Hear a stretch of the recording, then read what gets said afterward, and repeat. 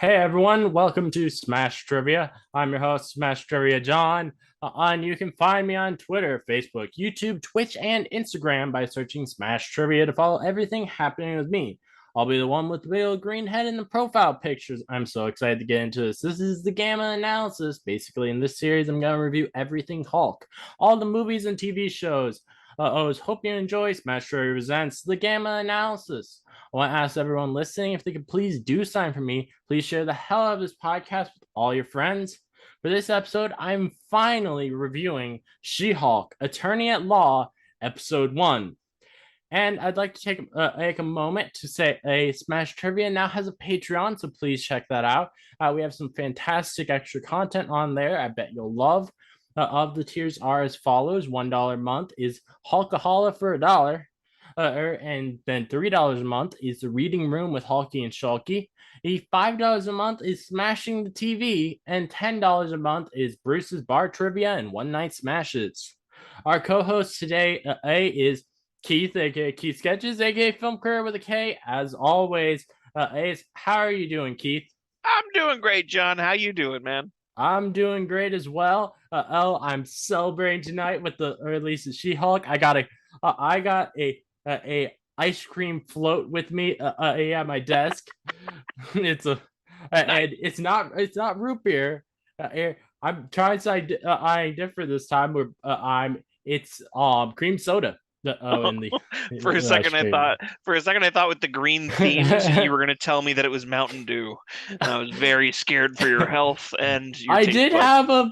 have a Mountain Dew earlier today, but I'm not mixing that with ice cream.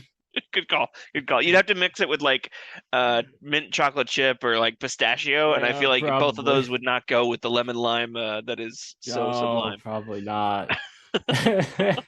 And we're also gonna possibly later on have some other guest people coming on of Rob from the Weekly Meet and Callie, someone who's also been on the Weekly Meet, but they will not be on the same recording as with Keith. So, that is it may not happen. So I'm not gonna tell you it's a sure thing, but I'm very hopeful that later tonight I can get that set up. All right, and Heck yes. I have a trivia question for you, Keith. All right, hit me. When She-Hulk joined the Fantastic Four in the comics, which character did she replace in the roster? My best guess, which would just make sense as far as team dynamics, would be that she replaced the Thing. So Okay. fingers crossed that she became the new what do they call them? Strong. What do they call them? Powerhouse of the Fantastic Four for a short time. Yeah. That would make most sense to me. Because Okay. how are you gonna have two strong ones and lose the ability of like supernova fire and extra stretchy smartness? Yeah. All right. Well, I'll give the answer to that later in the episode. And for our alcohol for $1, we have both film critter and we have a new patron and who came on this week. That is Derek Sager. So Woo! and Hi, I've Derek. already heard that he is really enjoying the content. So thank you, Nice. Derek. That's awesome. All right, and before we get into this, I have a few other things I want to do. So first, I highly recommend watching the episode before you listen to this podcast, as I will be spoiling the hell out of this episode. Yeah. And then the podcast I want to shout out this week is That Superhero Thing podcast. As in the lead up to She-Hulk, they did reviews of the 70s Hulk pilot, the 2003 Hulk, and the 2008 Hulk. They are all fantastic reviews, and they took some great thoughts from listeners for those episodes. So, you definitely want to check them out. And also, they are doing weekly She-Hulk reviews, just like I am. So, you're gonna want to check out their She-Hulk reviews. And real quick, I wanna play a quote from Stan Lee, which I think is very important as in line with the values of this podcast. Hi, heroes. This is Stan Lee coming at you. Just want you to know Marvel has always been and always will be a reflection of the world right outside our window. That world may change and evolve, but the one thing that will never change is the way we tell our stories of heroism. Those stories have room for everyone, regardless of their race, gender, religion, or color of their skin. The only things we don't have room for are hatred, intolerance, and bigotry. That man next to you, he's your brother. That woman over there, she's your sister. And that kid walking by, hey, who knows? He may have the proportionate strength of a spider. We're all part of one big family, the human family, and we all come together in the body of Marvel. And you're part of that family. You're part of the Marvel universe that moves ever upward and onward to greater glory. In other words, Excelsior. All right, and That was awesome. I want to say, Aid, that this podcast, as we have the same values of that, and that we are not going to tolerate in this podcast any a misogyny, a sexism, racism, bigotry, of any kind, any homophobic things. And we refuse to tolerate that. And you. I will be honest here. I think you are fucking evil if you think these things. There you go. Blunt and to the point. I like it. All right, and also, so one really cool thing happened to me last night. So, She-Hulk, Jennifer Walters herself, of Tatiana Maslany, actually responded to a question of mine on Twitter in a video, and that made me insanely happy. Now, it was this Q&A post that Marvel put out, and I asked if she would be interested in doing a Hulk Cousins holiday special. And she said, "Yeah, I would." And she particularly said how she really wants to see how their tree looks and how big of a tree they would have. And then also, like, she's doing these fun little things with these videos where there was this thing, like, she was breaking the fourth wall by she would turn to the side off camera where there's another camera on her, and she would like say something funny with it. And for the video where she answered my questions, she said that I never want to work with Mark Ruffalo again. Yeah, he seems intolerable. Really. Yeah. Such a sweet bastard. That made me really happy that a sign that I said was read out and responded to by She-Hulk herself. Yes, that's so cool. That's awesome, man. Yeah. Woo. All right, so let's get into this review. So this episode is titled "A Normal Amount of Rage." So this episode, it starts off as Jennifer Walters is about to go into a court case, and she's practicing her closing statement.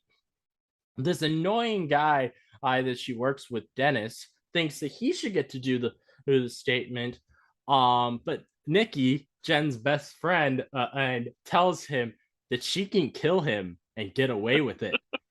I really liked her saying that. Yeah. I really enjoyed that.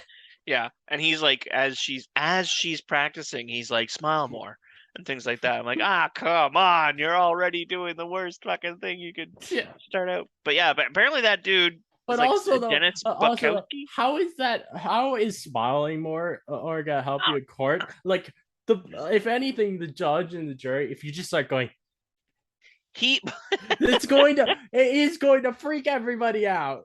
That is not smart to do. Well, he's diminishing her dramatic I know. gravitas, right? Like he thinks, oh, all she can do as a female lawyer is if she just smiles more and leans into her looks. It's like, shut the fuck up, Dennis. Yeah.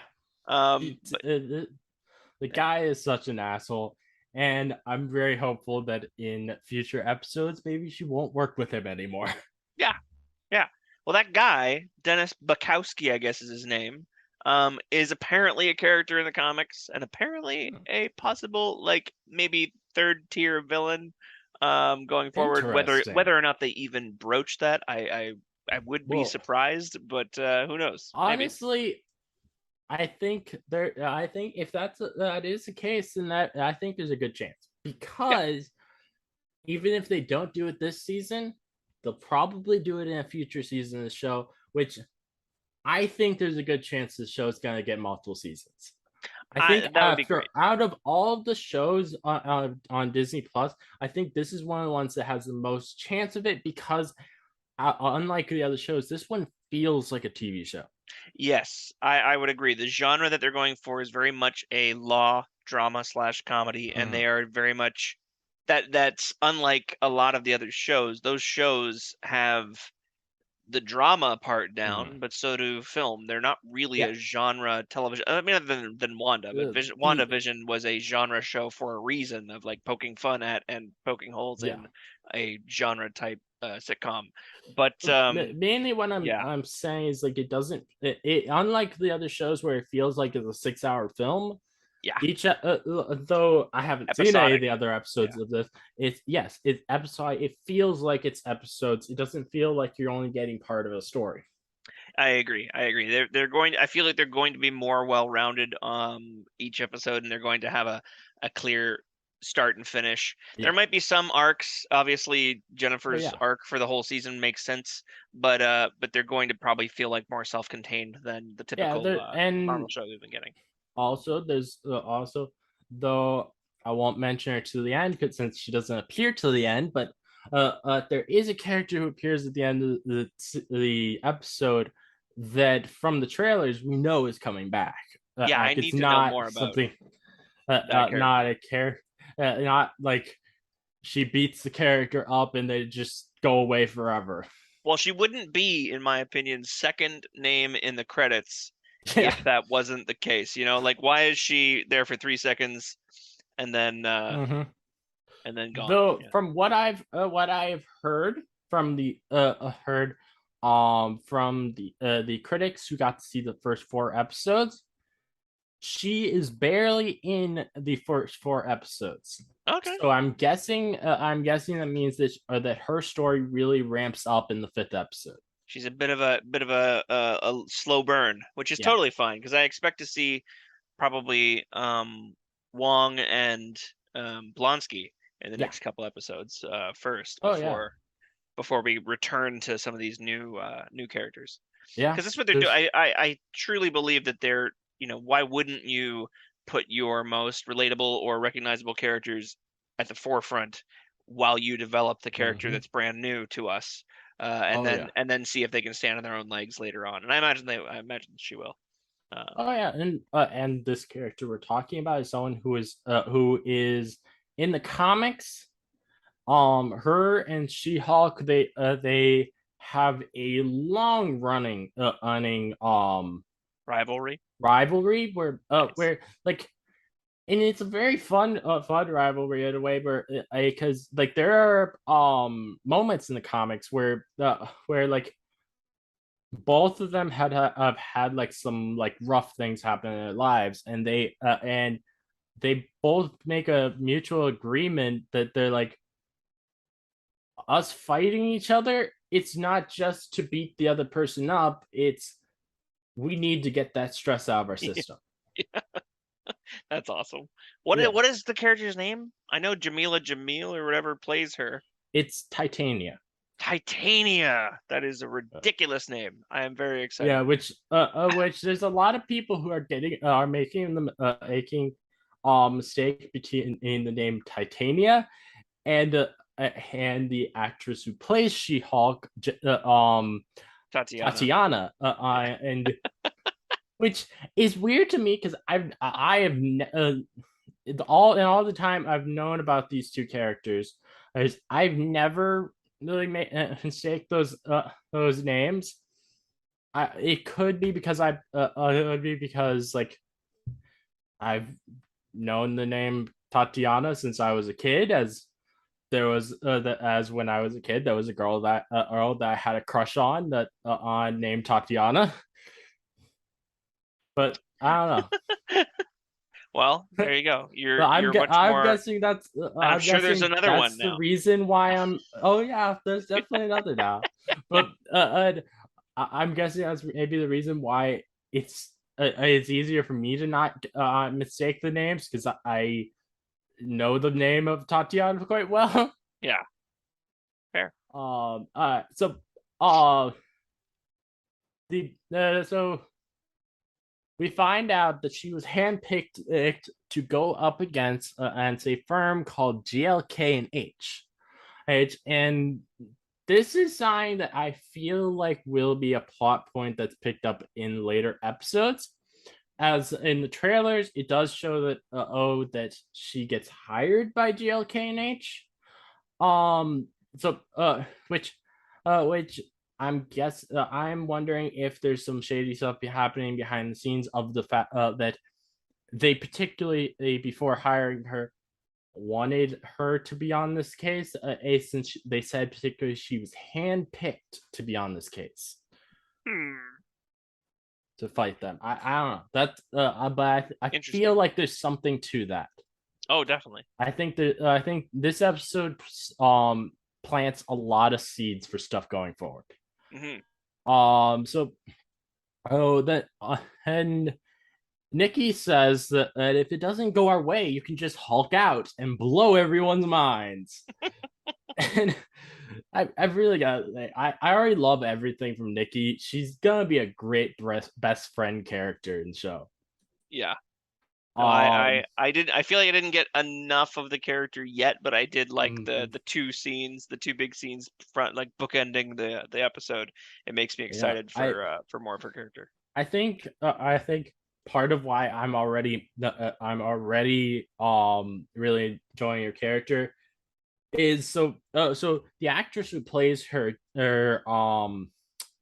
whose name's Ginger, she is on Twitter, and she's actually someone who interacts very oftenly with the She-Hulk community, Nice. and and there have been a few times where I've actually had some tweet conversations with her on Twitter. So it's nice. cool. Yeah, that's awesome, man. Yeah, so and I think that's probably part of why I've already grown attached to this character. You're already a fan, yeah. So Nikki leaves the room, and Jen then breaks the fourth wall to tell us how she's a Hulk, and she's gonna tell us how that happened. She starts explaining that a few months ago, her and her cousin Bruce, yes, that Bruce, were on a road trip. In the car, our Bruce explains how he made a device on his wrist that makes it so he can turn back into Bruce to heal his arm, which is sign that people were wondering a lot about at the end of Shang-Chi. Yes.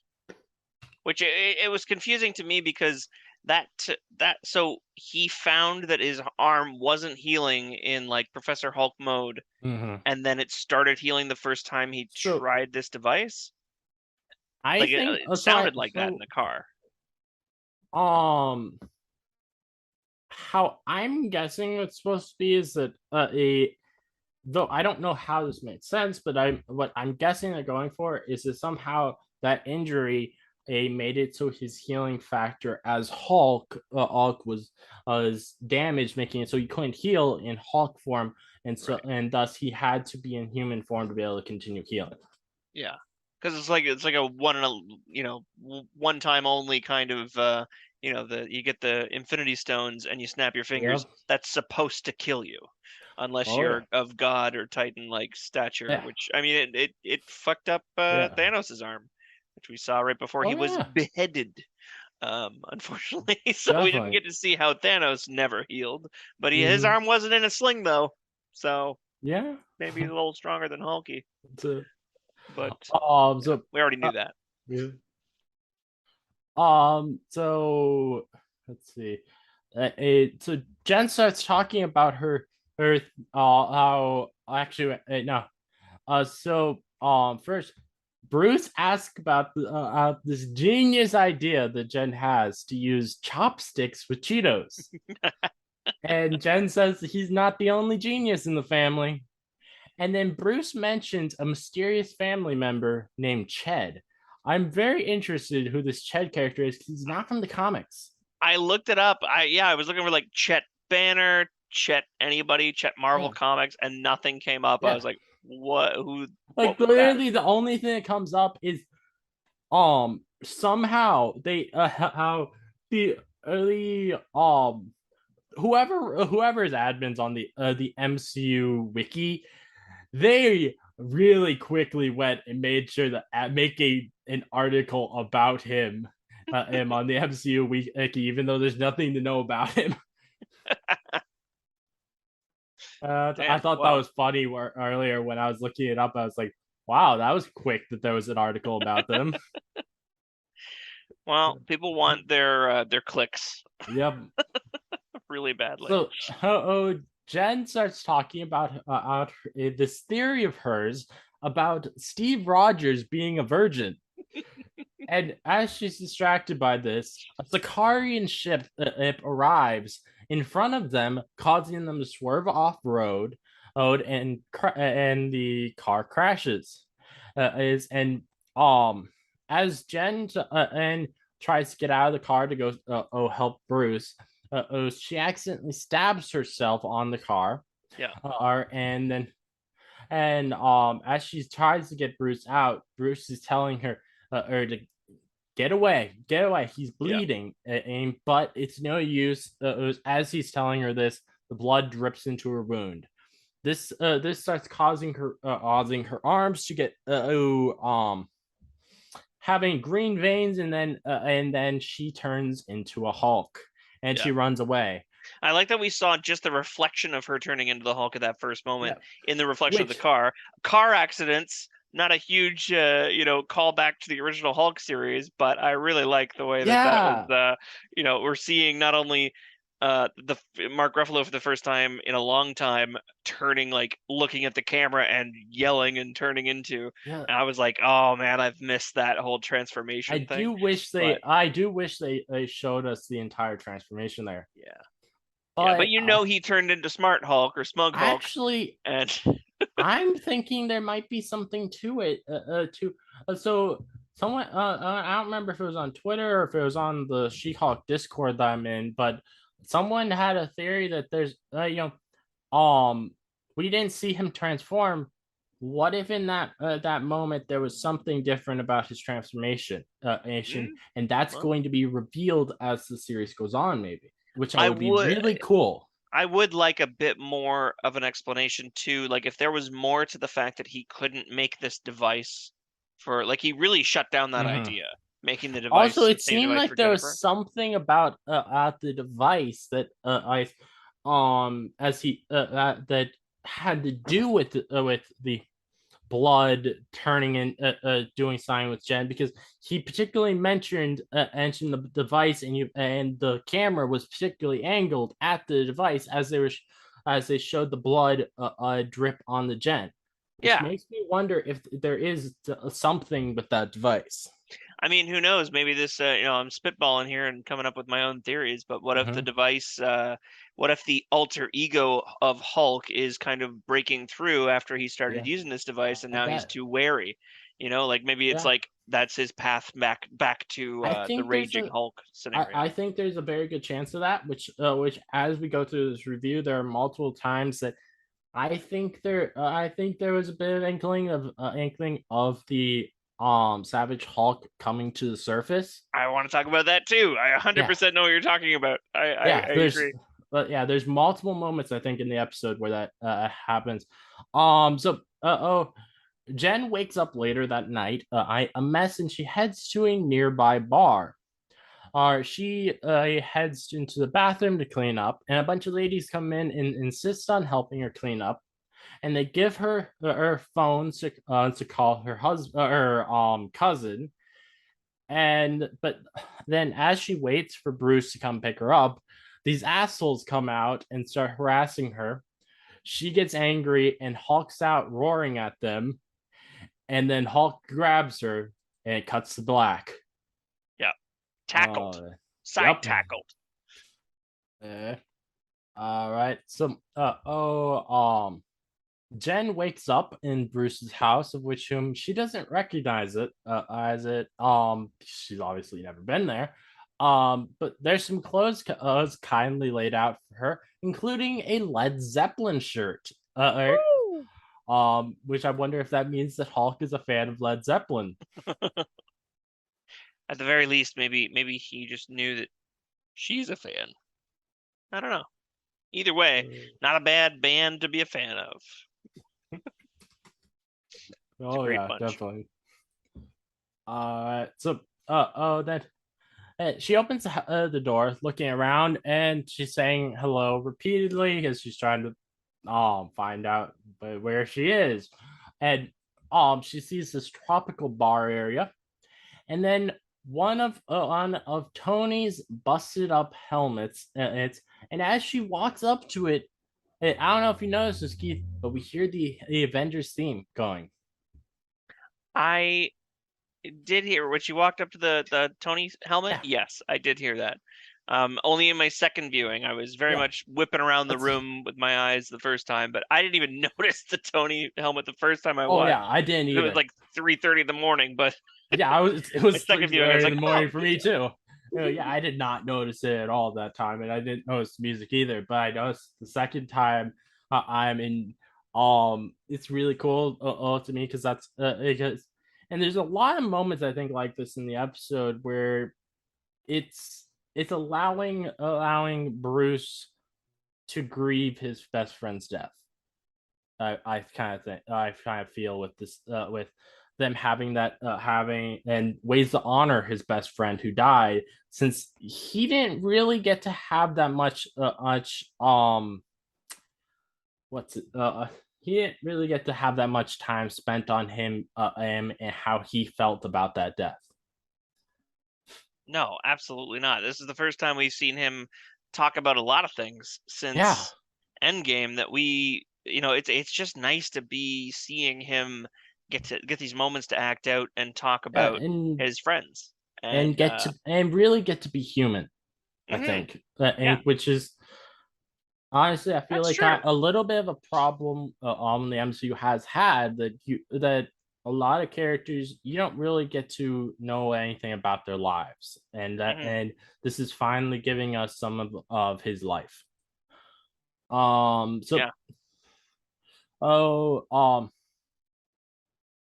She starts hearing music coming from downstairs, and so she follows the sound to Bruce's lab.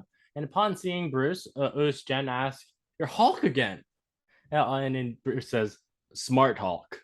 I didn't come up with it. You never really have a choice with these names. I mean, he's warning her ahead of time before she gets called She-Hulk for the first time. Oh yeah, because she's gonna hate that, I'm sure. Oh yeah, definitely. Though I do hope just like with the comic, I hope she makes it her own. Like when we were doing that first She-Hulk comic book, how she said, and if you like, I think it was like, if you want me to be a monster, then that's what I'm gonna be, and I'm taking charge of it. It's not it's not your word to insult me anymore. It's my word to empower myself. I love that idea.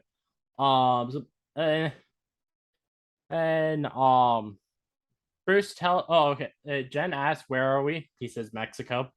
And Bruce tells her that this is where he spent the blip integrating Hulk and Banner's personalities. And he says that Tony built it for him a few years ago. and he always said it was a loner, and he might be back to take it back for himself. But yeah, it's a sweet little aside that he has, and he looks off into the distance and says that and smiles. Yeah, I like that. I think at this point in his life, he would not have minded. Oh, he wishes he could be his friend. Yeah. If Tony were to come back and take it from him, just because that means that Tony's coming back to act. Yeah. So Jen asked about the spaceship that they saw earlier. Hulk says it's from Sakaar. They're probably trying to send a message that he's got to get to the bottom of that. But we don't really get anything more from about that in this episode, which we probably won't get more from that for most of the rest of the season. As I don't think that Hulk is in every episode of the season, and they don't want to focus the season on Hulk because it's not his show. Yeah, but that's definitely teasing some stuff for the future.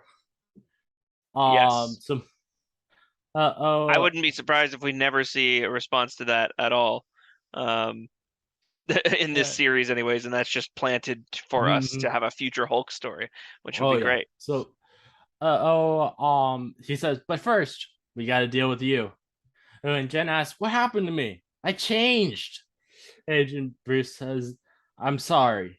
After the wreck, my blood got into your system and it gave you a lethal dose of gamma radiation. A lethal dose? Does that mean I'm gonna die? And Bruce says, no. There's more to it. That's going to explain. And Ted gets annoyed that that's not the sentence you should take a pause on, Bruce. I found that scene hilarious. We see a very scared, like anytime. I mean, the very little bit of time that we've had to spend or been able to spend with Smart Hulk or Professor Hulk or whatever you want to call him. It's been a long while since, and to see more comedy from him, because honestly, we had a lot of comedy from him in Endgame, but it was just not. He wasn't the focus of that show or that movie, obviously. So we're getting a lot more of the same, and it shows how naturalistic Ruffalo is now in the mocap, and some of the lines he comes out with are so relaxed and so believable, and it just seems very. They've got him in the. It's just more proof to the fact that Hulk is in the right hands this time around. Oh yeah, definitely. And I think though there have been a lot of Hulk fans that have complained they don't think the MCU has handled Hulk well. I think with this series and what they have planned for the Hulk in the future, that sentiment is going to change. I think that sentiment is very much going to change. Yeah, I think it's already starting to change with this series, because of one thing that they canonized in this series that has been a long thing that I think a lot of Hulk fans have wanted them to bring up that they never brought up in the MCU. Which I'll be mentioning that later. Yeah. On. Yeah. Let's see. Bruce explains that there's a combo of genetic factors that allow us to synthesize the gamma into something else. Jen says, so I turn into a Hulk too now. And Bruce explains that he's been analyzing her blood and he was able to use it to fix his arm. And Jen says, so I'm better than you. And Bruce is like, basically different. But in a better way. Yeah. Yeah. And then Bruce says that it's allowed him to be his fully integrated self again. And Jed says, smug Hulk. Bruce Smart says, Hulk. Yep. And Jed says, well, it's pretty smug to call yourself smart. You use it High's endorsement. And Bruce says, don't lawyer me. Yeah. Oh, that's awesome. Oh man. Bruce puts the rest of her blood samples in a disintegrator. And Jen says that's a bit dramatic. Bruce tells her how dangerous their blood is, which I think Bruce is definitely not being dramatic because it really could be very bad if the wrong person got their hold of it.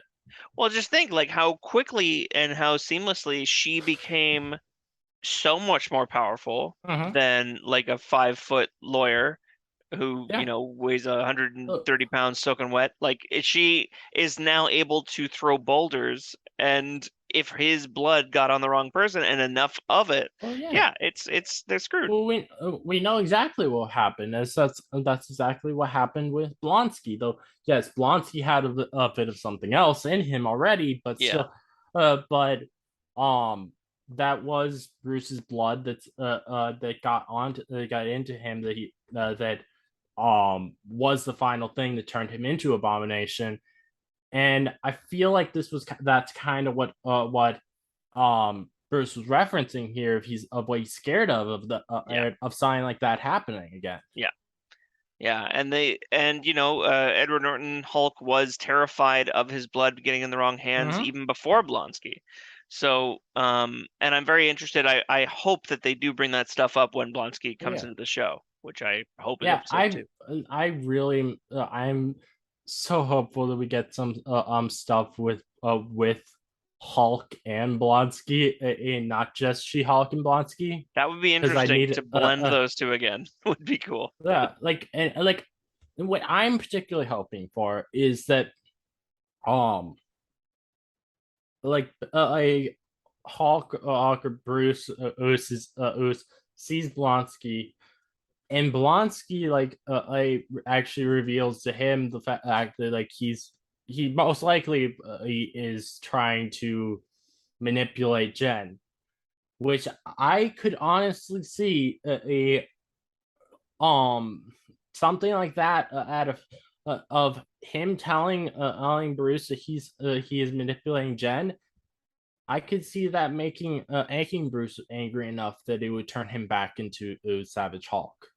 Oh, maybe. Because like in the comics, there's a great comic panel where Bruce or Hulk is talking about his cousin, and he's talking about how um she is one like her becoming a Hulk gave him and kind of like sign to fight for, and if something were to happen to her, he said as in his comic, I don't know what I would do. Yeah. Like she's only family he has left, and if someone did sign to her, it would be like he's going to go off the deep end. Hmm. Yeah, I Yeah. mean, I'm not sure that it'll be Blonsky because at the same I'm not time, sure either. I'm just saying I think I'd be I could interested. see that See what happening. happens. My wonder is because I don't know if that is the case. I don't think it'll push the character of Blonsky back into a negative or back into a full villain Mm-hmm. because he now has like the vouch Mm-hmm. of like of Wong. Yeah. Wong can kind of vouch for him, and that's a sturdy, strong-willed Yeah. vouch, in my Definitely. opinion. So I don't know. I mean, like if I mean Wong hasn't necessarily signed off on him being rehabilitated or anything, but it's Oh yeah. you'd think it was maybe in the making right now. Definitely. But anyways, So Jen tells him to fix her right now, and Bruce tells her that this isn't going away. And that he tells her the best he can do is spend some time in the lab and hopefully merge her two halves. Jen says that Ed has how she just got her own office and business cards, and Bruce again says there's no going back, but then he notices there's something wrong with her. He tells her, "What do you need?" He asks her, "What do you need?" What? And then it cuts to them where she's eating pancakes. He's making her. well, she's in mid She's panic just attack. She's like, yeah. pan, and then cut, and it's pancakes. It's the perfect anxiety treat. Oh yeah. I'm glad he cooked for her at least. Yeah. And it looks like Hulk's not a bad cook. No, those look like perfectly round silver dollar pancakes. Oh yeah. Excellent. Flapjacks. And so let's see. Um, Bruce tells her that you can't go back to your life or your work, and you got to stay here until you can control your Hulk self. Yeah. Jen asks how long that's gonna take, and Bruce says, Bruce puts this giant binder down on the table, saying, "This is a multi-year journey." And he says how he traced all the steps of his evolution. Hopefully, with my help, your progress will go a little bit faster than mine. Yeah. Jen asks, multi-year? And Bruce says, about 15 years or so. And I was thinking too, I was like, okay, the MCU's been around about 10 years as it is, plus the 5 blip. Okay. Holy crap. He's right. So that would 15 years would be from 2023 would have been 2008 when the Incredible Hulk film came out. Right. But at least according to I think the official timeline, that wasn't that actually happened like 2010. So so that was like 2 years after he turned into Hulk. So but yeah. I thought that was cool how they did have like the exact number of years since it was since that film came out.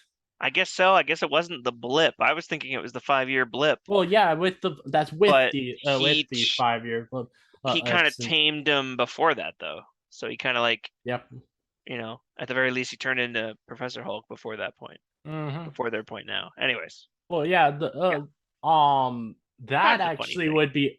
So he does mention a little bit later how he had another guy to wrestle with for 10 years, which since Infinity War happened in 2018, that was 10 years after after 2008. So that all fits along right. Yep, that makes sense. Oh yeah. So the next accident was is that it's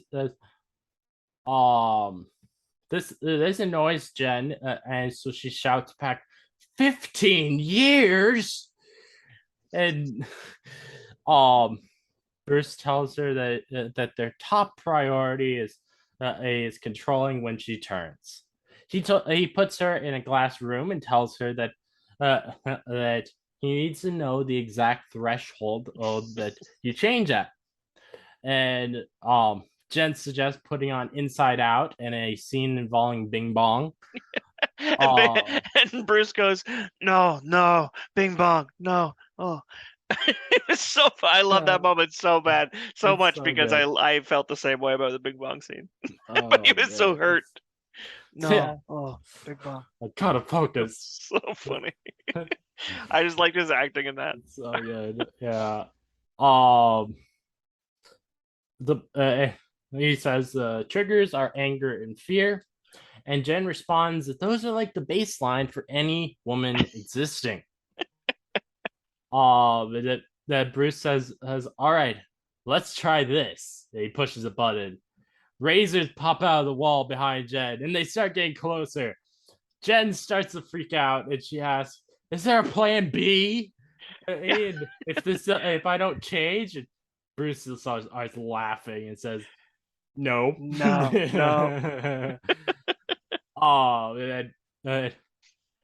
Jen says, this isn't funny. And what do you normally use this chamber for, you psychopath? Which I think I'm on the same page as Jen. I want to know what this chamber is supposed to be used for. How quickly did he create this saw blade wall? And what was the chamber for before that? And you know, how long ago has the saw blade wall been installed? Yeah, very good question. But we know it cost $1 million or 10. I can't remember what he said. So as Jen's actually he's laughing at her, and she changes, bends two of the saw blades, and pushes the whole wall back. She changes, and as she's breaking it, Bruce says, "Yes." she then turns her attention to the door as Bruce says, "No, no!" She breaks it off, throwing it into the wall. And then Bruce walks in front of her, saying, "Easy, girl, easy." and, and Jen says, Why are you talking to me like I'm a stray horse?" I found that hilarious. Oh, That was my a good one. God. And then it got so quickly undercut by him going, "Jen, you're in there? Oh my God." Yeah. He's like freaking out. Yeah. Oh, she responds, "Yeah." Yeah. And Bruce says, "You're still Jen right now?" And she's And like, I'm conscious. "Yeah." And Bruce says, "This is incredible. You don't have an alter ego." Oh, and Jen's like, "Nope." Bruce says, "I think I'm jealous. Is that what I'm feeling? You don't have to. You don't have to have another guy to wrestle with for 10 years." Jealous. Yep. And Me Jen too. just very coolly and calmly says, "Cool."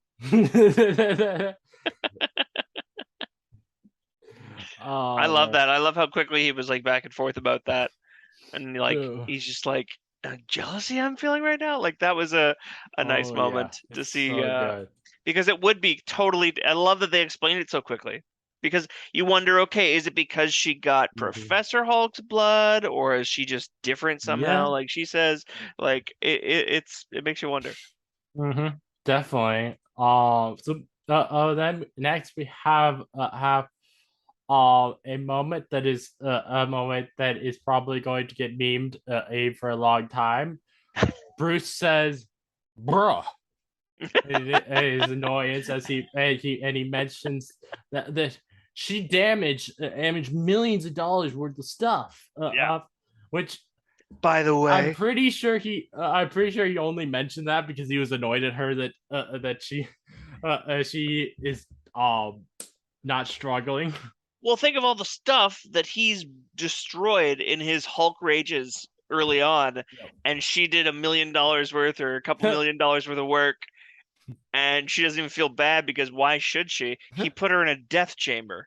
So it's your own damn fault. And he's like, I had years of guilt over all the buildings. God damn it. He's so mad. Oh yeah. So he asks again about having someone else at the wheel, and she says no. The first time it was intense. I barely remember what was happening, but now it just feels like it's settled in. Just settled in. So cocky. Yeah. Oh, that's so much. Just feel like it's settled in. Yeah, I got this. Bruce, still annoyed and jealous, says, "I guess as we skip all this, then," as he grabs the binder and breaks pages out. But Jen says, "I think I'm done here then." And Yeah. Bruce says, Going home. "Not so fast." As Jen says, "Okay, how do I turn back into Jen then?" And Bruce says, "Well, normally I fall out of a jet, knocked out by a robot, or Nat sung me a lullaby." How does that work exactly? And he's just like, I don't have a good explanation for that. Yeah. Which this scene honestly kind of makes me hope that a future episode like there's like beside where like Jen is like almost like a savage thing for a bit, and Bruce does try to do a lullaby on her. That would be really funny. Yeah. No, it'd be great if someone just gave it a shot. Like him doing the freaking horse whispering thing first and thinking that was going to work. Of course, he should try a lullaby later on. Yeah. So uh, Ed says it seems the common thread is unconscious, and Bruce says, "Not necessarily. I one time was the other guy for over 2 years." Jed says, "I can't stay like this for 2 years." Bruce says, that was one time. You have so much to learn about being a Hulk." Hulk and Bruce tells her, I don't think you've thought about how dangerous it is being a Hulk. Do you know the damage you can cause? One mistake, one freakout is life or death. And Jen says, okay, I'll be careful. Bruce says, you can't be emotional. Forget Hulk rage. Just regular anger causes death and destruction for everything and everyone around you. When people start seeing you as a monster, that never goes away. And this finally gets it's Jen to be willing to have him teach her, or she says, "Fine, teach me." Cuts outside where Bruce says they're starting what is called dialectical behavior therapy, which this is actually a real form of therapy, which I looked it up while I was watching just to make sure. A big one. But yeah, that's which is really cool that they're using science. It's a real thing. And it is a science. It's not spiritual. Yes. He says first we're gonna try some mindfulness with a few yoga techniques, and then Jen does a joking Aang yoga monologue. And I love that. Bruce hold in says, your farts and go. And Bruce says it's more about presence, and Jen says, I thought it was about making your butt tight as hell. Up top. Yeah. I thought that was funny as hell, man. Oh God, she got jokes. Like the character, the actress is capable of comedy to the nth degree with how many characters she played in Orphan Black and how funny that show ends up on its worst days. It's still funny, and so she's got the comedic timing down. So the fact that they made her character so lovable and comedic is exactly like the comic, and it's exactly what you need from a first introduction of a brand new character like this. I'm so glad she was as funny as she was. I'm so glad the show in general is a comedy. Definitely. And Bruce has, gross, Jen. I'm your cousin. And he says, you aren't ready for DBT. Get rest, and we'll try something else tomorrow. It cuts to Jen in bed, and Bruce uses an air horn on her to wake her up, turning her into She-Hulk. She gets mad at him, and he has no overwhelming feelings of rage. And she says, no, a normal amount of rage. Was the air horn really necessary? For comedy's sakes, yes. I like that a lot. You know, Kid, you do a great Mark Ruffalo impression. I'm really enjoying hearing him do the Hulk because it definitely, I don't know how to sound like him normally, but I like the Hulk sound. Yeah, it's so good. Yeah. Thanks, man. Oh, so Bruce tells her, don't even think it. A little bit later, outside, Bruce tells her, don't even think of moving into a place with less than 10-foot tall ceilings. And you'll need 2 wardrobes, one for Jen and one for your Hulk body. And he asks, who's your best friend? And she responds, Nikki. And Bruce says, wrong. Spandex. And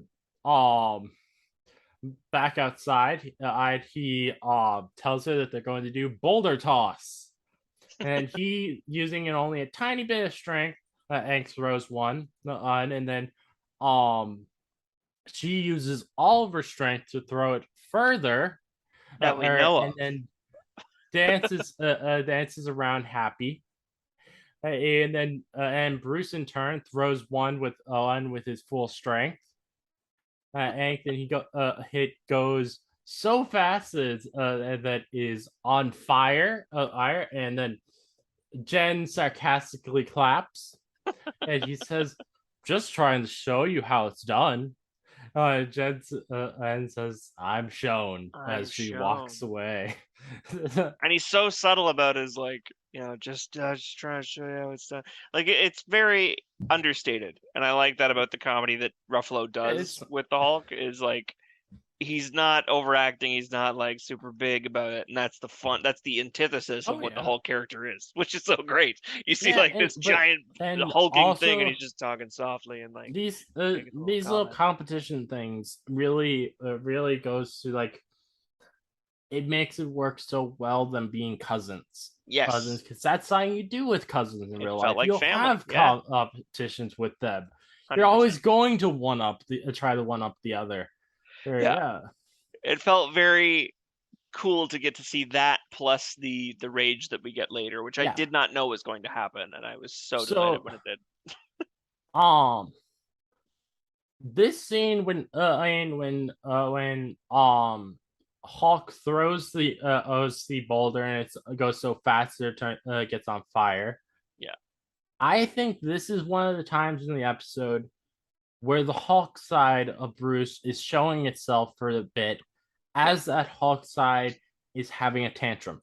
Yeah, well, you even see them doing like he's showing her how to do different balancing techniques and centering himself, and she's better at something, and then he like has this like grumble on his face. It's like just because he's Professor Hulk, just because he's Smart Hulk, doesn't mean he's not angry, and therefore capable of much more than just it was like the real Hulk was showing through, and I 100% agree. That's what I liked about their fight later, was you see an angrier version of Professor Hulk, which you don't get to see ever, because he's balanced it. He's figured it out, and I'm doing air quotes beside my head as I say that for the listeners. Oh yeah. So then one of the next things that goes with their competition. So the two of them Hulk jump, and as they land, Jen in a mockingly stereotypical quote unquote manly voice saying men. Yeah, I like that. Stomping around. It was hilarious. Oh my god. Yeah. Another thing to piss off the misogynists, a woman being funny. Oh yeah. They're gonna hate it. Oh yeah. They're gonna hate the series. Whatever. Jen shows him up to some more as Bruce as you mentioned, he says being a Hulk requires balance, and he gets a little bit more frustrated. And then we see him slamming the ground, saying "ground pound," which I like how he actually said "ground pound" as he was doing it. Did he? Yeah, he did. I didn't. Oh my god, I did not catch that at all. Yeah, he said "ground pound." It's hilarious. That's awesome. And then Jen does a little dance and then hits the ground even harder than him, saying, "It's easy." Bruce knocks her off the cliff. She flips him off as she falls. Yeah, which I think when he yells "little punk," I think that was another point where the Hulk side is coming out again for a bit. It sounded a little bit different than his normal voice. So I think that was definitely the real Hulk coming out, and he's angry that this person is trying to one up him. Yeah, I would agree that there's some snarls and some yells that start to bellow and echo and reach further than his normal voice, that you start to wonder, okay, how much more control has he got? Clearly some. He's not a raging chaos monster, but he's still not quite there's still something laying underneath. So I loved, of course. Jen comes back up saying, "Dick, move." And she asks then, "When am I gonna use any of this as a lawyer?" And Bruce warns her that she's gonna have a target on her back. And Jen says, "Yet another way my life is ruined. Thanks, Bruce." So then Bruce tells her there are a few upsides to being a Hulk. Bruce tells her that they can have lots of alcohol and not get drunk. All buzz, no barf. Yes. All buzz, no barf. I like that a lot. And then later that night, they're at the bar. Jen tells him how it's impressive he built this bar himself. Bruce says it was him and Tony, though Tony mostly got drunk complaining about Steve. And Bruce starts getting a little sad thinking about it, which this is another moment where the show is really allowing him to mourn Tony's death. Yeah. I like the one line he says about good times and the hard times. Yeah. I like that a lot. Or good times during hard times. I can't remember. Yeah. It's got to be good times and hard times. It sounds better. So, good time. It was a good time during a hard time. That's what she says, and he says, and then she says it back. She's like, to the good times during the hard times. Yeah. Yep. That was sweet. And then they burp really loudly. Of course. And then it cuts to morning, and apparently Bruce forgot to mention that you still get a Hulk-sized hangover from drinking. Hulk gives her some kind of drink that he just mixed up, and he heads outside. Bruce gets them ready for trying to do DBT again. When Jen asks when can she leave. Bruce says, let's just focus on each day as it comes. Jen says that she has literally a life to go back to. Bruce says, I know I've been pushing you pretty hard, but being a superhero is a trial by fire. Jen says, I'm not gonna be a superhero.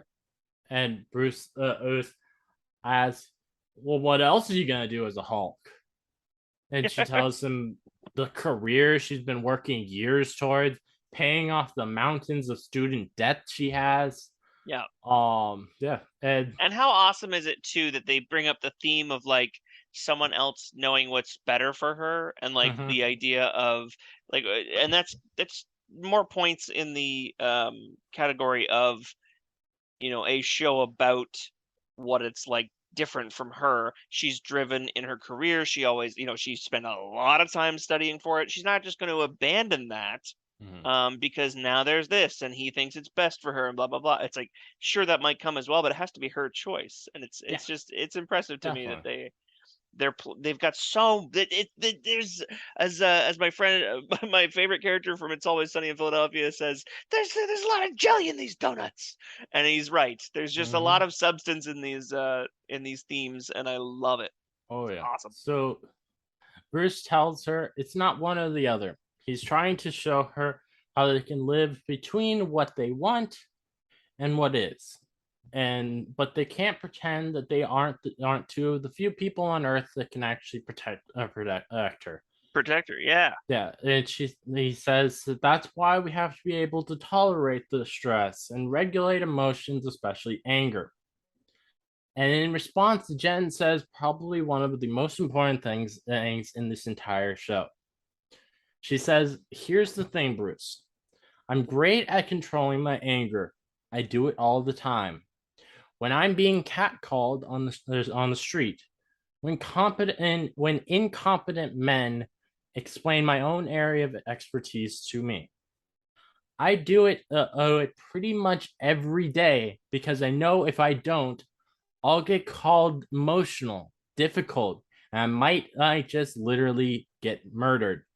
So I'm an expert at controlling my anger because I do it infinitely more than you. So this all of this just feels like projecting a lot of shit onto me.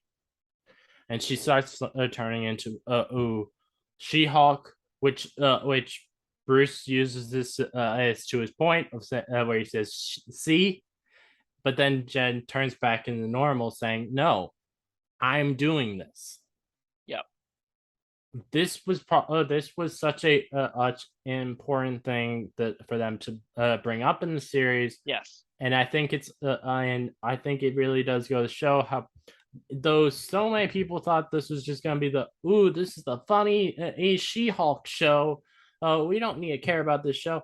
No, there's there are some very important things that are going to happen in the show. Not particularly, maybe not mainly things about the MCU, but dealing with some very real life issues, and they're Yeah. going to be dealing with them heavily. Which Especially with things like this. what shocks me is it's a scene that's actually not even that um over the top. It's not pandering. It No. doesn't feel like that all women's team like run moment in Endgame where that was clearly pandering. It just felt way too much. Again, a moment that's understated. She's explaining to Bruce why she would be better Yeah. at her anger already, and it's not far fetched. It's not over the top. The other cool thing about this scene, I didn't love everything about it. She's not all encompassing. Like, first of all, the only nitpick I have is when she turns into She-Hulk real quick and then turns back.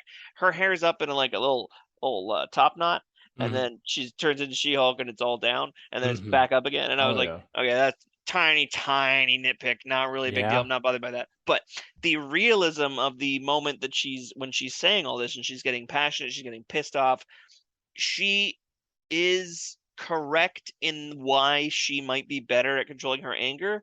However, she's still coming off a teensy bit arrogant.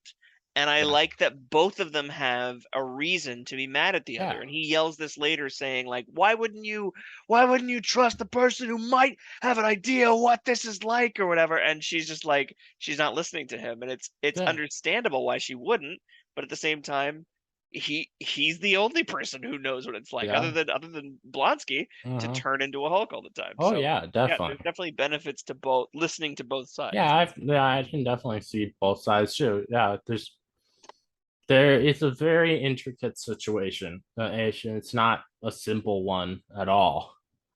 So oh, Bruce says this is completely new territory, and then Jen says, "Love you, Bruce, but I'm going home."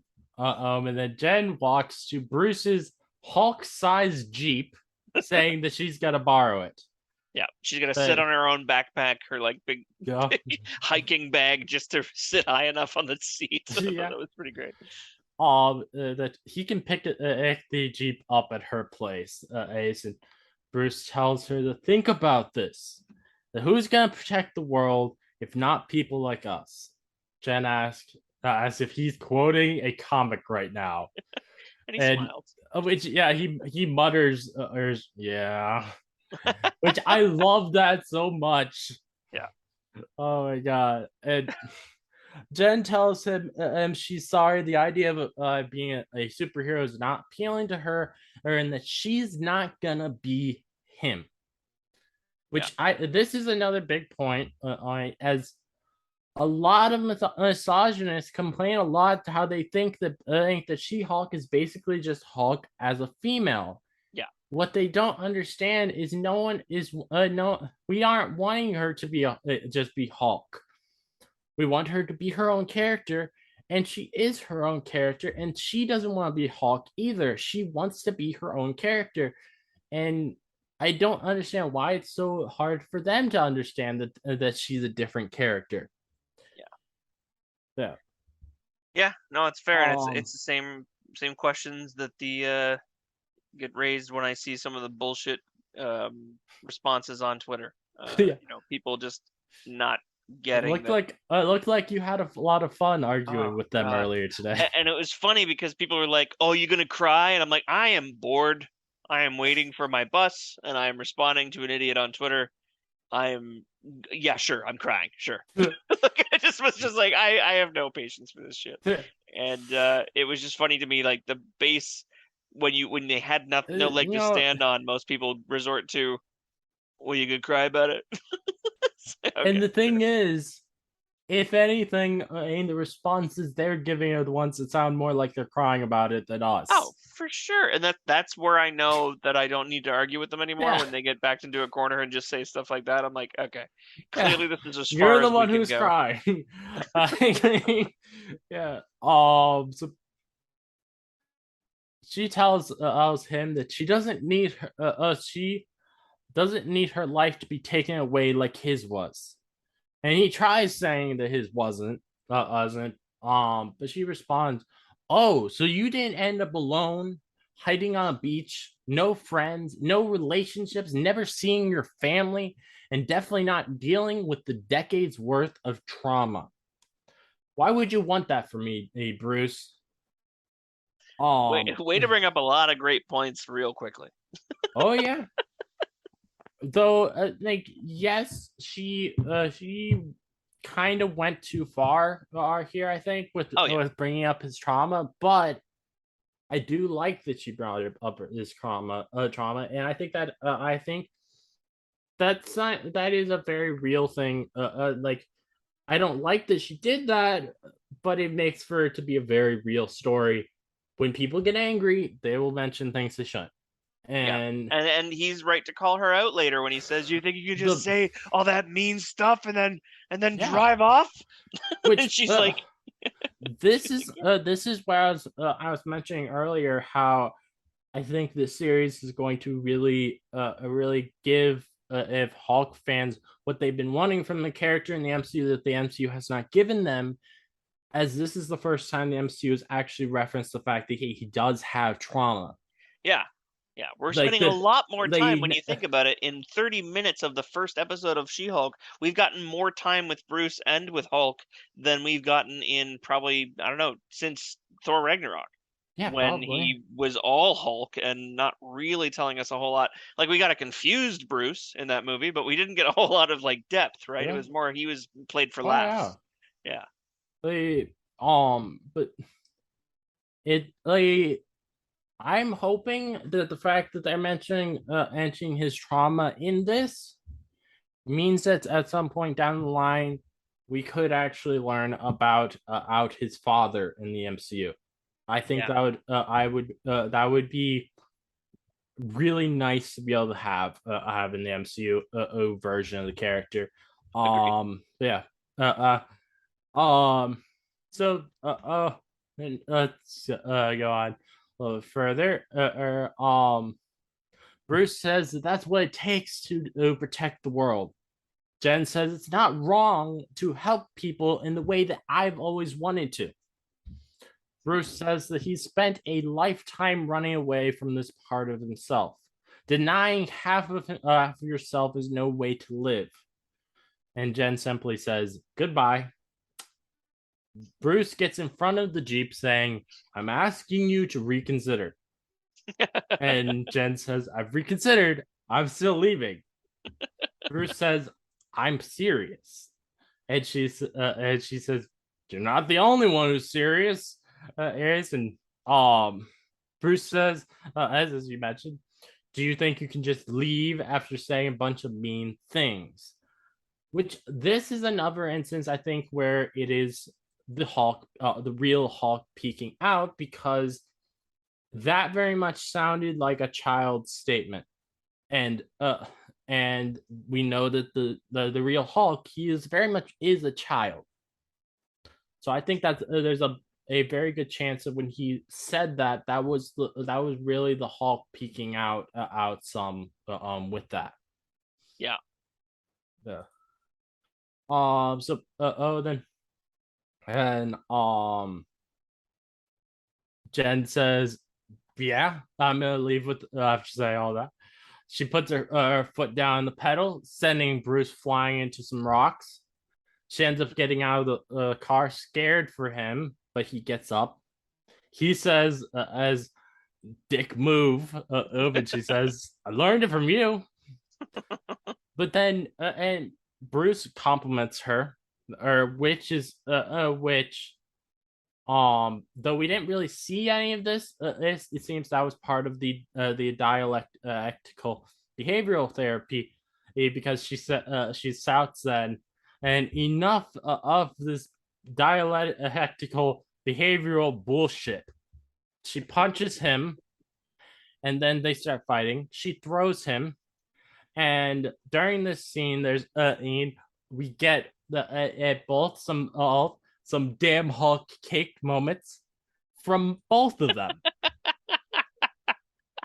You're telling me that there were multiple cakes served at this party? Yes. Okay. Well, good catch.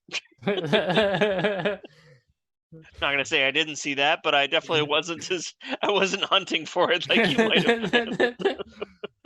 Hey, I gotta find one every episode. It must be a birthday every day. Fair enough. So, which also they both have some shots of feet that fetishists will probably really enjoy. My God, you're making the rounds, aren't you? Yes, there are quite a few feet.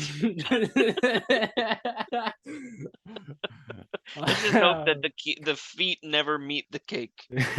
Oh God, we don't need that. Or creamed corn or baked beans. Oh God.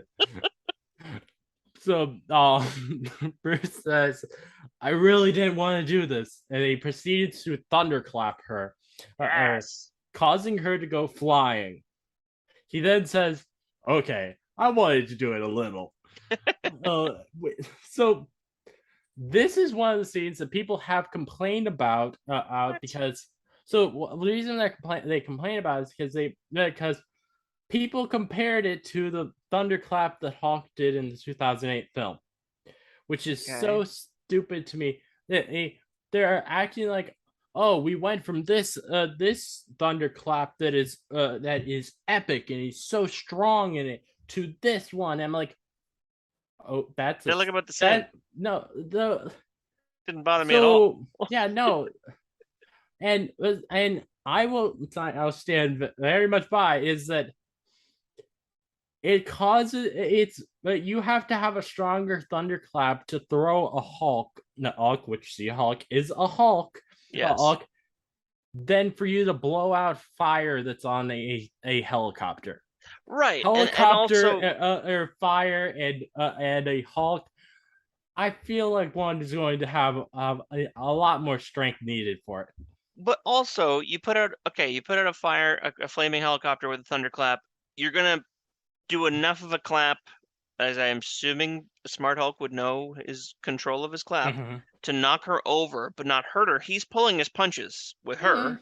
The whole time he's fighting her, he's pulling his punches. Oh, yeah. He's letting her get into these pot shots. She's pulling her punches too. She doesn't know her full extent of her strength. When he throws that boulder into space, that's full strength Hulk, because he's trying to show her up and there's no way it could come down and hurt anybody because now it's hurtling into space. Yeah, but with the thunderclap, he's got to be careful. There's also people on Twitter who use a clip from the 2008 film of Blonsky getting hit up against a tree, and they're trying to make this this complaint of like, oh, we're never gonna see a Hulk that's this strong that he's going to knock someone against a tree like this. He looks as terrible as Blonsky did. I'm like, okay, we're since the Incredible Hulk film, every character that Hulk has fought has been stronger than Blonsky, so it's kind of obvious that he's not going to do as much damage to them as he did to Blonsky. Yeah. And this is also something that they shouldn't be so attached to, because that movie is not one of the best MCU movies and could use some retooling. Let's not look back on it like it's a Bible of sorts to fall from and also to cater to. Also, if they act as if that is the better version of Hulk because they think he's stronger. I would argue even Mark Ruffalo in the Avengers, the first Avengers film, is stronger than he was in that. As I would argue that it was more strength put into slamming Loki into the ground multiple times than basically anything he did with Blonsky in the Incredible Hulk. Yeah, we're seeing a very, very different power level, and skill set than the first time we saw him, or the first time we saw Edward Norton's version of him. So okay, and let's see. We're at the clap, the thunderclap. Yeah. So and so after that they throw some insults at each other. Bruce calls Jen lunkhead, and she calls him dummy, which I thought those were really funny.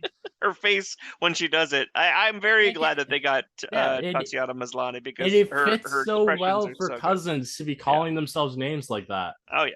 Yeah, they got nicknames for each other. He calls her Fuzzball later. I'm like, this is beautiful. Yes. This relationship. Which Fuzzball all is actually a bit of trivia, as it's as behind the scenes the whole time behind the filming the show, Mark Ruffalo called Tatiana Maslany Fuzzball.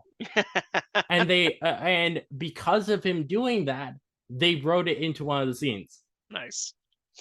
Yeah, I thought that I think that's kind of cool. That is cool. That's a lot of impact. These, especially a character or an actor that's been around since Avengers 1, is able to, control he's able to have over the series. I'm very glad. So the Jen tries the thunderclap.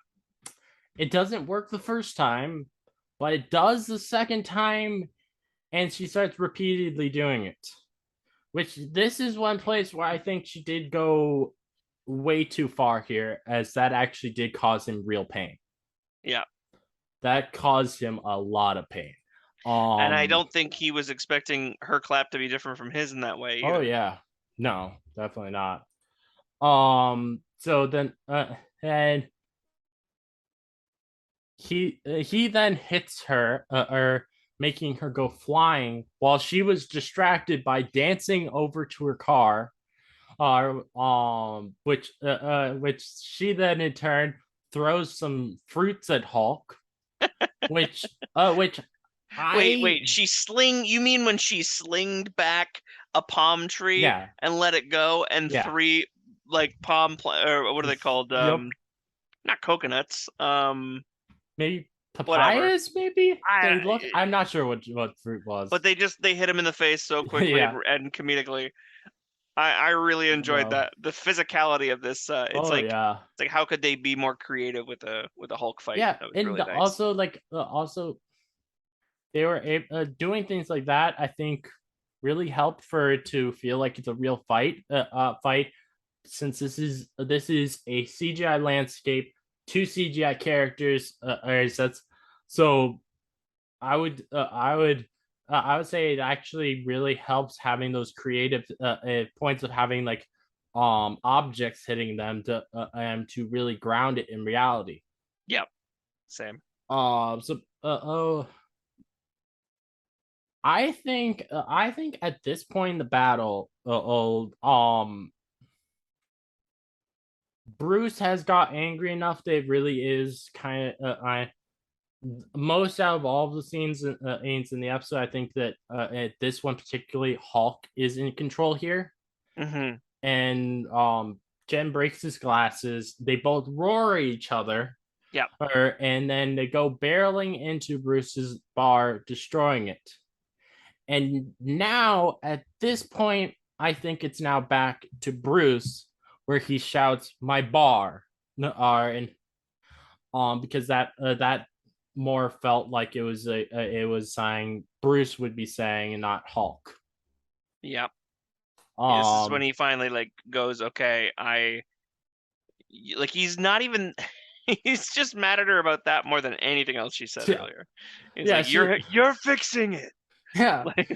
She's like, she just is like, sorry. And I absolutely love that line of him just be like, you're fixing it. And just that really felt like a family thing. Yes. Yeah, like how you'd get mad at someone who's your family. So as they fix the bar, Bruce says, if you want to go back to a life of a lawyer, I respect that. Jen says, thanks. But then she turns to us, the audience, and saying, he doesn't mean that. First time since the opening part, too. The opening scene is the only time she breaks the fourth wall, those 2 moments, really. And then later at the end, but that's it. This is the first, really is the first time she's ever broken the fourth wall. And flashback. it and interestingly, it not only surprises Bruce, but you also notice it surprises Jen that she's able to do this, which I Oh, thought was cool. do you think it's something that she learned how to do once she Well, became She-Hulk?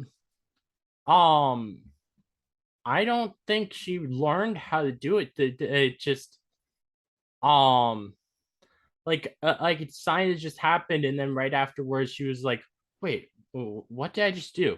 Or something Yeah, like that. And she's like, because she's very confused by what just happened. This is not what she would expect out of being a Hulk. Yeah. true. So oh then and we see Jen carves her name into the counter as she and Bruce eat some Cheetos, those with their chopsticks.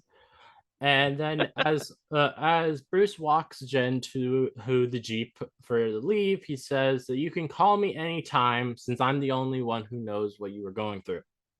She thanks him, hugs him, and says, "Sorry for saying a bunch of harsh but very true things."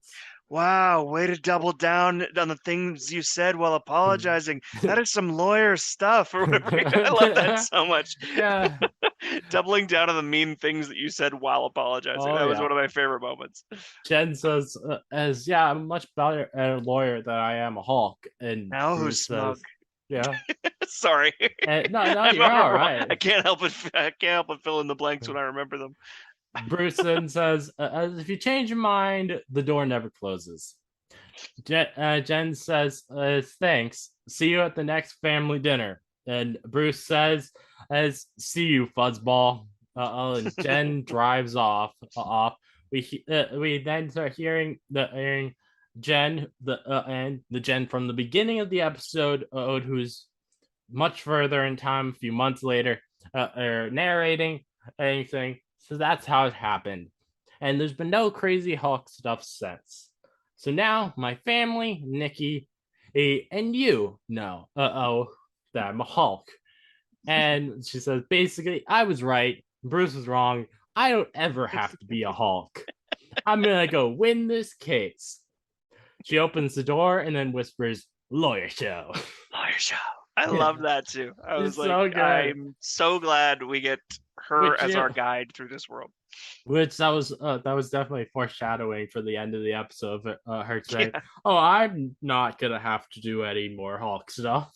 Well, also like she's like, I love that the way she set up in the beginning before the flashback started. She's like, I know you're probably not going to be able to pay attention to this lawyer stuff until you get this out of the way. So Oh let's yeah. just do it now. So And I was like, that's brilliant because it's true. Everybody's waiting I'm to hear not how the sure. hell she became Yeah, She-Hulk.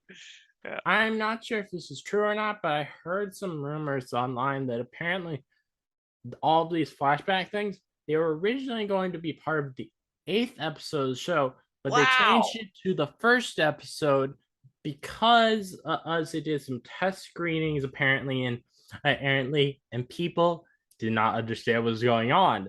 So Yeah. so they decided to make a joke about it within the show that you're not going to understand what's going on as they do put that into the as the first episode, I'm glad which they I were think is able to very rearrange it. clever. That was a If that very is strong if one. that is the case, then that is very clever. Oh Yeah. yeah. Oh yeah, that's editing at its finest. I hope that the eighth episode is not weakened because of it, but at Oh the yeah. same time it's like how do you know how I can't think of a stronger way to start off this series is to Oh have, yeah. No. Bruce Banner at the beginning of it get a lot of nice Bruce Banner time, remind us what Mm-hmm. Hulks are like, and then usher Definitely. us off and kind of pass the torch. I don't expect to see Bruce much more.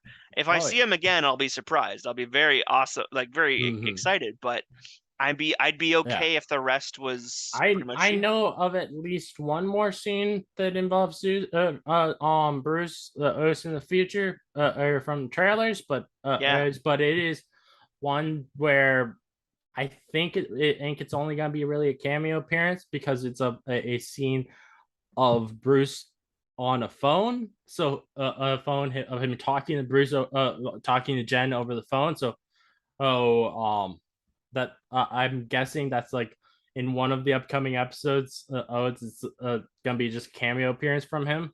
yeah. Oh, maybe yeah. it could have got cut for time, is my wonder, after they Yeah. did a lot of editing. Yeah. So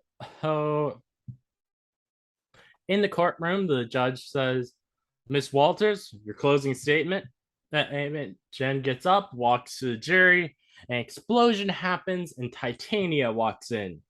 Jen then hides behind a desk. Nikki runs over to her, saying, "Do your thing." And Jen hesitantly gets up, takes off her shoes. She turns into She-Hulk with an epic transformation, and which, as all this is happening, this isn't something I actually noticed while watching the episode, but someone pointed out on Twitter. But Nikki starts recording all of this on her phone. Does she? Yeah, apparently Jeez, I didn't notice that either. Yeah, there's apparently a shot of her holding the shoes with one hand, and then her phone pointed out at the fight for the Nice. with her other hand. There you go. Just gonna sell some hats probably for sure. So the Titania asks, "Who the hell are you?" And Jen says, "Jennifer Walters, attorney at law." Yeah. She beats up Titania really easily. The security grab Titania, and then Nikki puts Jen's shoes back onto the floor, and She-Hulk turns back into Jen and steps into them. And Jen says that she's ready to give her closing argument now. Yep. And I love the song they chose to end this off with the stylized credits of it's where they had this song. I had never heard this before, but it's called "Who's That Girl?" Yeah. And it's by Eve. I grew up. That was my generation. I grew up with that one for sure. That was a great choice. I also loved the courtroom sketch artist style. Oh yeah, that the closing credits took. Those were fantastic. That was really smart. There's one of those drawings that I really am interested in, and so and this is something for particularly if Hulk does come back in later in the season, but it includes one drawing of her and Bruce in a store as she holds up some purple pants for him, which gives me hope that this series might finally give us Ruffalo Hulk being in purple shorts. Oh, we've been waiting for so long. That would be so, and it would fit this series. It would very much fit this series. So I'm very hopeful for that. I think there's a chance of that. So then after the stylist credits, we get in my opinion, the best post-credit scene the MCU has ever had. Jen is telling Bruce about how it's so sad that Steve Rogers never got to experience sex. And she says, "Did you see that ass? That ass didn't deserve to die a virgin." And Bruce finally tells her, "Steve Rogers is not a virgin. He lost his virginity to a girl in 1943. Jen puts her drink down, excitedly saying, "Yes, I knew it." And Bruce says, "You're not drunk."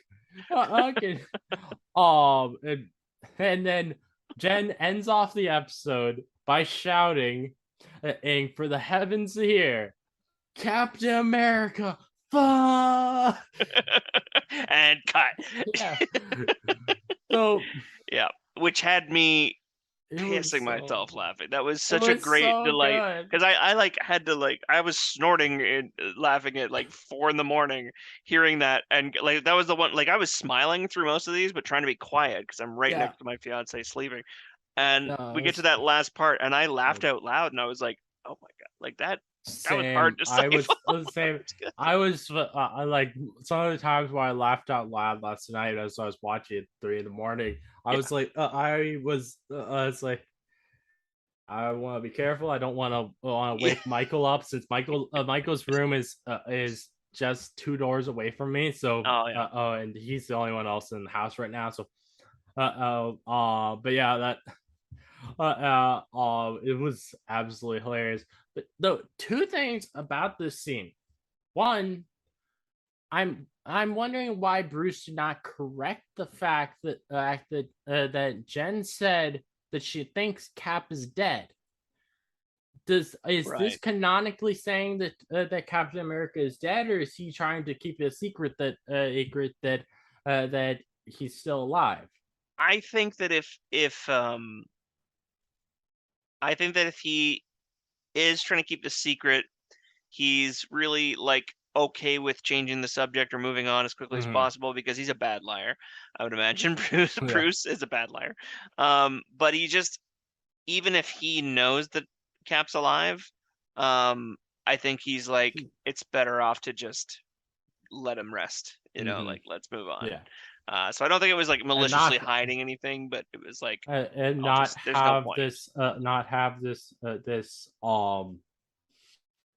horny fangirl of Captain America tried to come find him, who Yeah, is exactly. also a Hulk. Yeah, exactly. If they meet one day, which I doubt it, but yeah, Yeah. that's pretty great. Well, if they meet one day, hey, Jeff is gonna be like, wait, why are you old? You look different. You're not the Cap I expected. What the hell? What's going on here?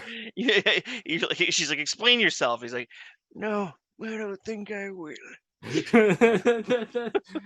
Oh man.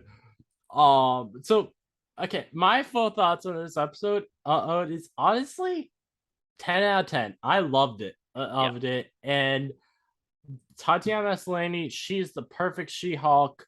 Her and Mark Ruffalo have perfect cousin energy. This, I think, is the best Hulk related thing I've ever seen, honestly. Yes. And so really, this was just fucking fantastic. I can't say enough good about it. Yeah. Also, this teases some great Hulk stuff coming on down the way. Hopefully, maybe him dealing with his trauma, which I could easily see them now as they're more willing to go into that mental health aspects of these characters. There's whether it be in She-Hulk or being a Hulk solo thing, like actually having him deal with some of his trauma and not repressing it like he has done all these years. Absolutely. And then I bet there's something to do with that Sakaar ship yes, which I have seen some leaks, but I won't. But I won't say what they are because I don't want to spoil it for anyone if they're true. Okay. Good to know. Yeah. I'm gonna try not to search out those leaks now. Yeah. And I'm kind of sad though. That though there could be in some of the coming episodes, but it was kind of saddening to me that there was no She-Hulk theme song at the beginning of the episode because I was really hoping with this show, particularly with it being this legal comedy, they tried to make a fun fun custom theme song for the show, like you'd see with a lot of those older or legal shows, like Ally McBeal, Suits, Boston Legal, whatever. The Good Wife. Like they a lot of them they'll have a custom theme song, and a lot of times there'll be one that has like actual singing in it, and I think that would be really cool to have for the She-Hulk series. So it's kind of saddened me that they didn't have that in it. I mean, I think they're going to do two things for sure. I almost want to predict two things. A, that they have a lot more fun with the breaking of the fourth wall. I think they're going to do that in every episode coming forward. You're going to see a lot more of her humor, which they did so sparingly in this first episode. I'm glad, but I was also like very glad to see a lot of her humor come through. The other thing I think that's going to happen going forward is there's going to be an episode primarily featured on her new nickname. And when they do that, I think that's when they're going to drop the big title, whether it be episode 2 at the end or episode 3 at the beginning. But it's gonna be like a moment that could be really cool with her breaking the fourth wall is have that one of the episodes. She's like I gotta have a theme song for myself. I gotta make myself a theme song, and like they have her going having She-Hulk in a recording booth singing her own theme song, and then all of the episodes after that have the theme song on it. That would be great. That would be great. That would be great. I don't know that they're going to go with that. I Yeah, don't know if that matches the tone that I've seen so far, John, yeah. but I'm excited for whatever comedy they So, throw in next because it yeah. feels like this show has a consistent comedy that I was Oh looking yeah. for in things like Thor: Love and Thunder So, or Multiverse of Madness, a thing that knows what it's supposed to be. This oh is what yeah. I mean when I say that. Oh yeah. So I have a really dumb idea for a theme song that I think would be hilarious if they did it, but I don't think they would do it because it's a little Are mature. you about to serenade me right now, or what's about to Yes, happen? I'm going to sing this for you. Oh my God. So what this would be a Jen singing it, not Okay. me.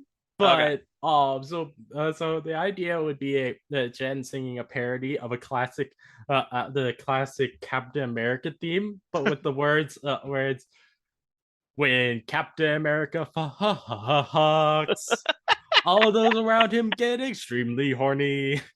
And then as it ends, you would hear Jen getting hit with a tree, and then the Hulk just yelling, "No horny!" I think you know what? I I that's the number three prediction now. I think that's going to happen, John. That song exactly as you said it, which they have not swore on this show yet, but nor on anything with Deadpool. Oh But man, no, I'm excited for it. I obviously that's definitely not gonna happen. But I just thought of that idea earlier. I was like, Yeah, this would be hilarious to say on the podcast. and it was. I appreciated it. Oh yeah. Uh, and then and I we have one bit of trivia from the episode, which that is that when Jennifer Walters walks into the bar at the beginning, and after her first Hulk out, there's a QR code on a poster or on the wall, which leads to a free digital She-Hulk comic if you use that QR code. Oh my God. And then you got it right. The answer to the trivia question from earlier was The Thing. Yeah. So, is there any last things you would like to say, before I end this off?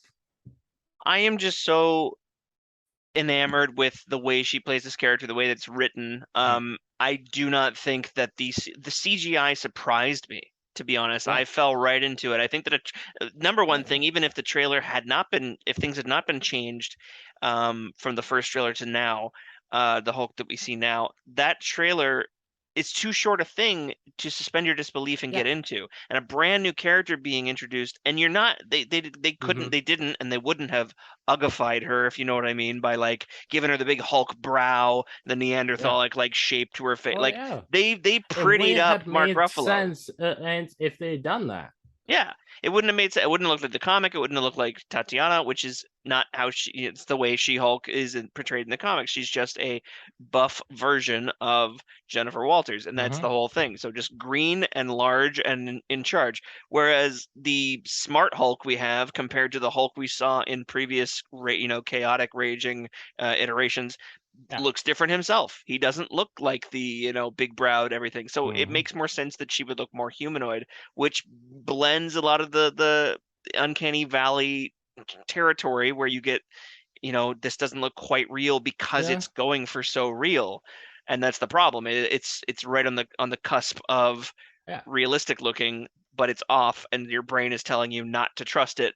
And that's basically what it's Definitely. like when you watch like the Beowulf And I movie think or it like helps. the Final I Fantasy think films.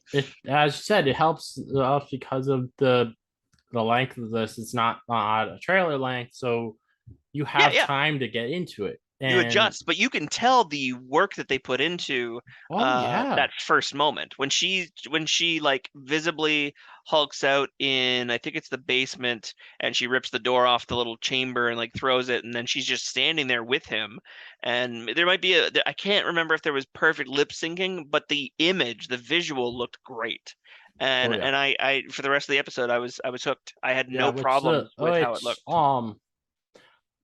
The biggest criticism I saw from the critics who saw the first 4 episodes was they said while the CGI looks great, there is a few moments where the animation doesn't work as well. So so I'm guessing that's what you're meaning. But you said the like the some of the things she said didn't fit right. I think that's what you're trying. And maybe they were so far along in the animation or the CG at the time that when they had to improve it based on Twitter comments and all the fan reactions, when they had to go back and retool it, maybe they had to sacrifice some lip syncing, or maybe they had to sacrifice some movement to make it look better. So it's still way more realistic than any two green hulking cousins fighting near in Mexico have ever looked in broad daylight of all things too. Oh yeah. Back in the day when CG would be hidden by dark nighttime scenes, and now you got two hulks beating the crap out of each other in broad daylight, and you're like, what I don't want the world. This is much more attainable now, and I'm impressed as fuck. I cannot complain. Honestly. Definitely. All right, and I think the last thing I want to say before I end this off is that my Hulk mommy is here, and she's here to stay. You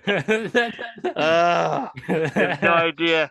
You have no idea the irksome response I have from that. There's a gag reflex that I am currently trying to hide and stifle. But anyway, I kid. Thank you for listening. If you like this camera analysis, please give a 5-star review on Apple Podcasts or a 5-star rating on Spotify. I'd love to hear your thoughts on the film, so please let me know. And if you'd like to listen to more from me, please subscribe. Many more Gamma analysis from me coming, so keep on the lookout. This again is your host, Master John, signing off.